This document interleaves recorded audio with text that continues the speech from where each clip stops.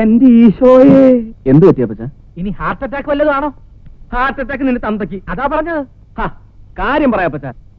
എടാ, ഇന്ന് വൈകുന്നേരം നേരത്തെ വീട്ടിലെത്താമെന്ന് വാക്ക് കൊടുത്തതാ ഏലിക്കുട്ടിക്ക്. അത്രേ ഉള്ളോ?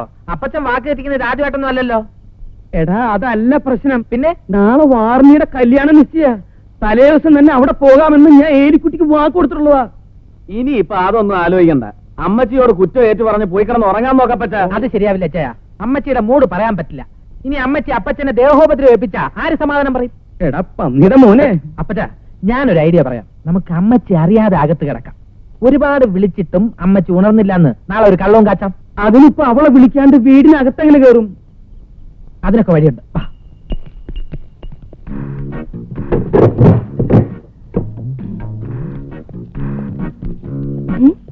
പിന്നാലെ പോരെ, പിന്നാലെ പോരെ. അയ്യോ അയ്യോ, കള്ളൻ അമ്മച്ചി.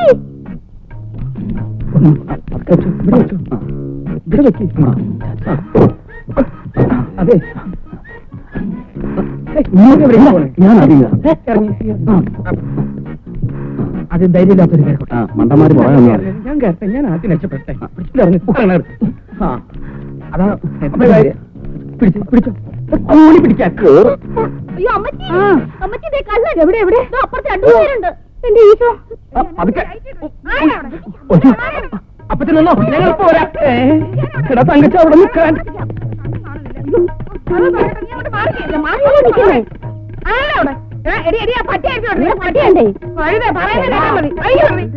ഇവിടെ ഒന്നും കാണാനില്ലല്ലോ. അയ്യോ അയ്യോ, കള്ളൻ എവിടെ? അമ്മച്ചി, അവർക്ക് ആരെങ്കിലും വിളിക്കാം. അയ്യോ മണ്ടൻ കള്ളൻ അമ്മച്ചി. നമ്മുടെ ആഭരണമൊക്കെ അമ്മച്ചിയുടെ മുറിയിലല്ലേ ഇരിക്കുന്നേ. ഇവിടെ ആരെയും കാണാനില്ലല്ലോ. ഓടി വരണേ. മര്യാദക്കകത്തു പോകുന്നതാണ് നിനക്ക് നല്ലത് വേലക്കാരി. നമുക്ക് അങ്ങ് അങ്ങോട്ട് പോയി നോക്കാം. ഈ കള്ളനെ എന്നെ എങ്ങനെ അറിയാം?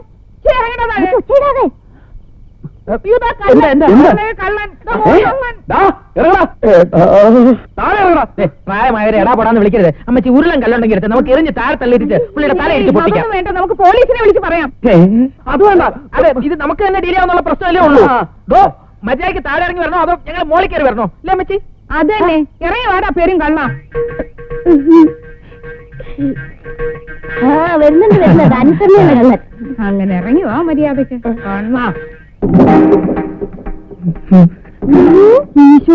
ഇതുവല്ലായിരുന്നു നിങ്ങൾ ഈ പാതിലേക്ക് ഇതിന്റെ മണ്ടക്കറി എന്നായിരുന്നു? ടെറസില് ചോർച്ചുണ്ടോന്ന് നോക്കിയിരുന്നു. ടെറസിന്റെ മേലെ ചോർച്ച. സത്യം പറ മനുഷ്യ, എന്നെ ഒരു ചുറ്റിക്കളി. അല്ല അപ്പച്ച, ബാർണിച്ചായന്റെ കല്യാണ നിശ്ചയത്തിന് പോണെന്ന് പറഞ്ഞ് അപ്പച്ചൻ കടയിൽ നിന്ന് നേരത്തെ ഇറങ്ങിയതല്ലേ? എവിടെയായിരുന്നു ഇത്രയും നേരം?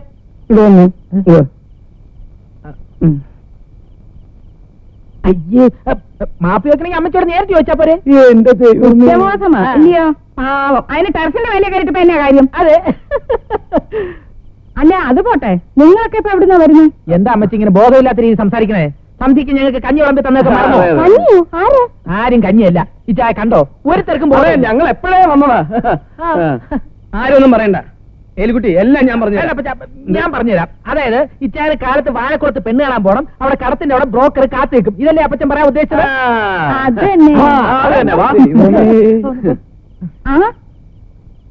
നിങ്ങൾ ഇനി മേലെ കയറി കള്ളത്തരം കാണിക്കാൻ പോവാ. വന്നേ ഇങ്ങോട്ട്. എന്ത് കള്ളത്തരം? എന്നെ കെട്ടുന്ന കാലത്ത് എനിക്കറിയാം. തരം കിട്ടിയ വേലിയാടാൻ പോകുന്നു. പോയി അങ്ങോട്ട്. ഇത്രയും തങ്കപ്പെട്ട സ്വഭാവമുള്ള ഒരു ചെറുപ്പക്കാരന് ആ നാട്ടിൽ മഷീട്ട് ഒക്കെ കിട്ടില്ല. അതിൽ താനെന്താണോ മഷീട്ട് നോക്കാൻ പോകുന്നേ? ഇന്ന് 11 മണിക്ക് നമ്മുടെ ആ കടത്തിന്റെ അവിടെ ചെറുക്കനും കൂട്ടരും എത്താമെന്ന് പറഞ്ഞിരിക്കുന്നത്. അവരെന്തിനാ അവിടെ വന്ന് നിൽക്കണേ? അതിനവർക്ക് ഇങ്ങോട്ട് വരാൻ വഴിയറിയണ്ടേ? അങ്ങോട്ട് ഇരുന്നാട്ട്. അയ്യോ ചേട്ടത്തി, ഇരിക്കാനൊന്നും സമയമില്ല. ഇന്നാണ് നമ്മുടെ പഞ്ചായത്ത് പ്രസിഡന്റിന്റെ മോന്റെ കല്യാണം. അതിന്റെ ഇടപാടെന്താണോ? പിന്നെ അല്ലയോ, അവിടെ പോയി തലയൊന്ന് കാണിച്ചേച്ചും ഞാൻ ഇപ്പം വന്നേക്കാം. താനെങ്ങനെ പോയാൽ എങ്ങനെയാ ശരിയാവുന്നേ? അതൊക്കെ ഞാൻ ഏർപ്പാട് ചെയ്തിട്ടുണ്ട്. അതൊന്നും പറ്റില്ല. താൻ ഇവിടെ ഇല്ലെങ്കിൽ ഒന്നും ശരിയാവില്ല. അതിലൂടെ കുടിയേറ്റുന്നില്ലയോ? അവനുള്ളതും ഇല്ലാത്തതും കണക്കാം. ചേർത്തി, ഈ നാട്ടിൽ ഏറ്റവും ബിസിയായ ഒരു ബ്രോക്കറാ ഈ മാത്തച്ഛൻ. മാത്തച്ഛനില്ലാതെ ഈ നാട്ടിൽ ഒരു കല്യാണം നടക്കത്തില്ല. അത് ശരിയാ.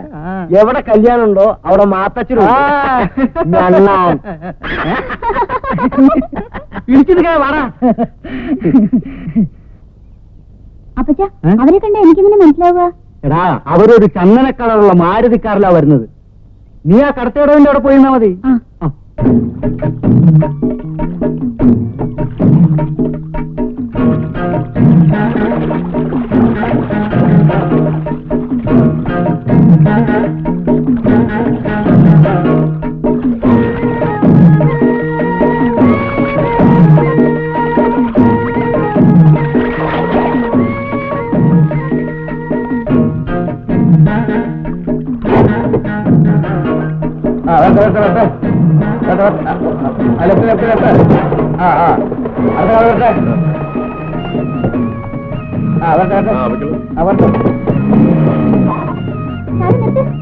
വന്നവരല്ലേ?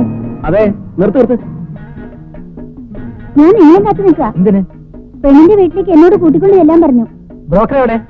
അപ്പൊ വേറെ സ്ഥലം പോയിരിക്കാം. ബ്രോക്കറുടെ മോനാ? അതെ. എന്നാ പിന്നെ ആദ്യം പറയണേ, കേറ് കേറ്.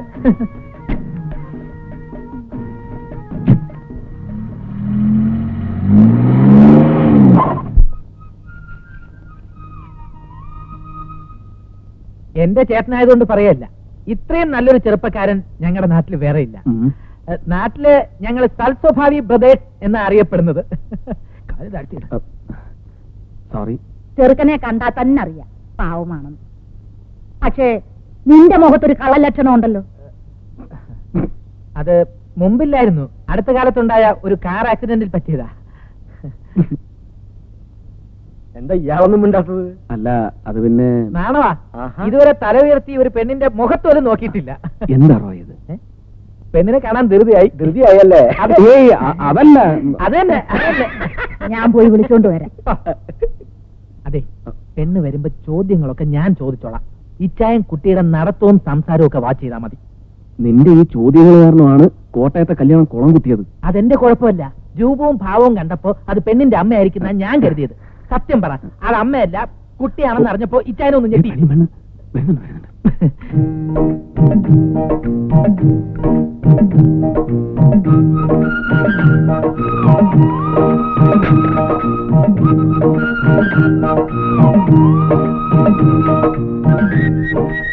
ചായ കുടിക്കും.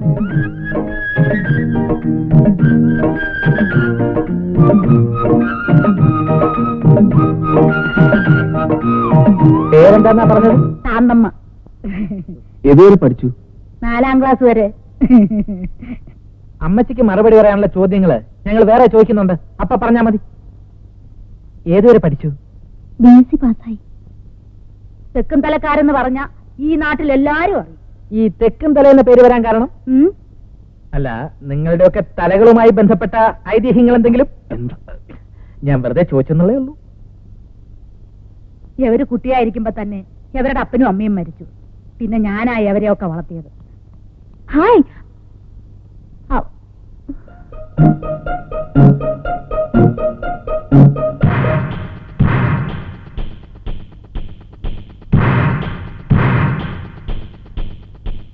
ഇത് ഷേർലി, ബീനയുടെ അനീറ്റിയാ. എറണാകുളത്ത് പഠിക്കുക. ബീനനെ കാണാവുന്നവരാ. നോക്കൂ, നമ്മൾ ഇതിനു മുമ്പ് എവിടെയോ വെച്ച് കണ്ടിട്ടുണ്ടല്ലോ. ഇല്ല, ഞാനങ്ങനെ ഷോപ്പിങ്ങിനൊന്നും പോവാറില്ല. അപ്പൊ മനസ്സിലായി. എന്ത്? അല്ല, ഞാൻ ഉദ്ദേശിക്കുന്ന ആളെല്ലാം. അത് ശരി.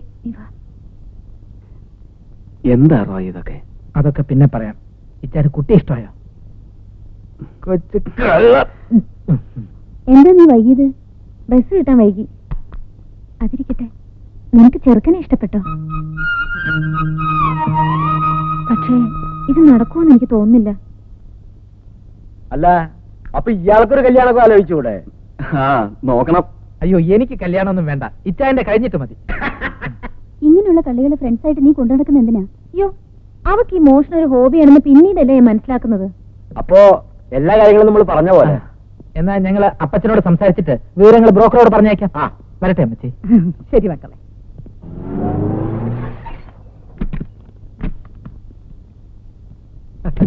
വരൂ വരൂ വരൂ.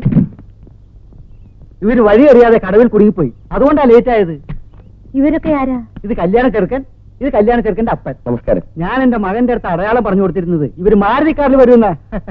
കാറ് കേടായതുകൊണ്ട് ഇവര് വേറെ കാറ് വിളിച്ചു വന്നു. അപ്പൊ ഇവരോ?